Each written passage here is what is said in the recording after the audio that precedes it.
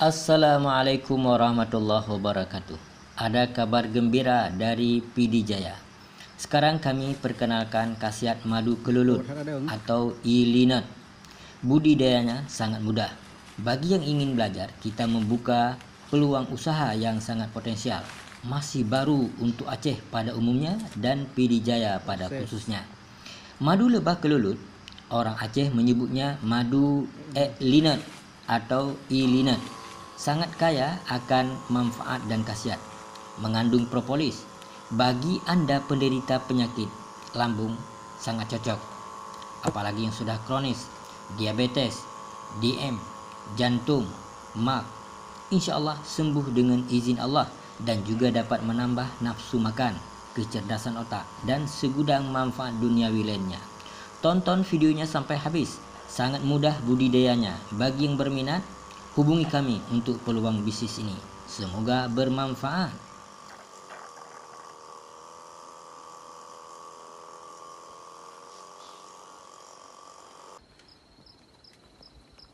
Alhamdulillah. Hampir penuh. Satu sarang.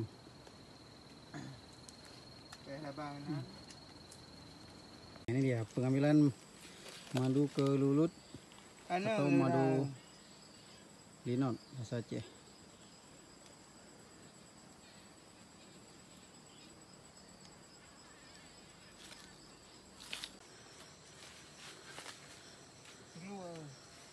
Perjuangan.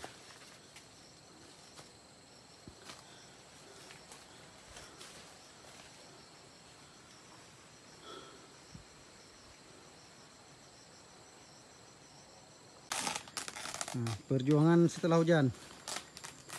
Mana iya mudah. Oh my. Anak ini cuy. Anak cuy. Limang buah limang buahnya. Memumpung. Alhamdulillah. Satu sarang ah. Nah, ini yang tadi. Hek buat. Alhamdulillah ala kulli halin. Hek dan tapeng weh. Nah, perjuangan. Alhamdulillah berkah. Alhamdulillah.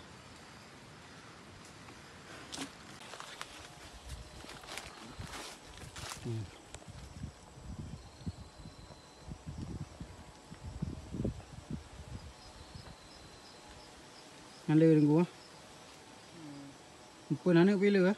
Pun bila. Ya. Kelulut.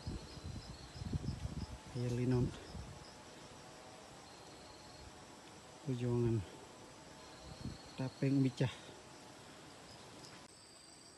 e-linnet original. Bagus untuk obat lambung. Nah, kalau memang nggak percaya, langsung kita ke tempat, kita sedot langsung, bawa pulang ke Banda Aceh ataupun sekitarnya. Usaha Tengku Jakir, Lampuh Lada, PD Jaya.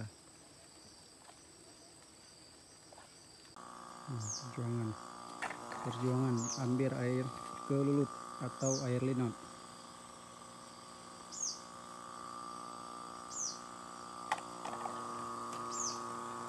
Yang pun nak kaca tanku ah.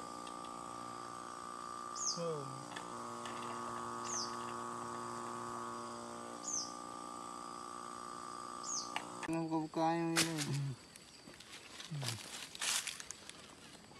Nah, ini dulu ya. Alah.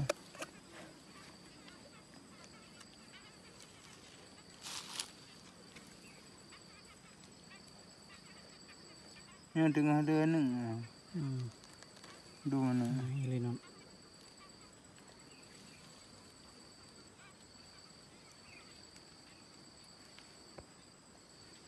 Perjuangan di hutan rimba.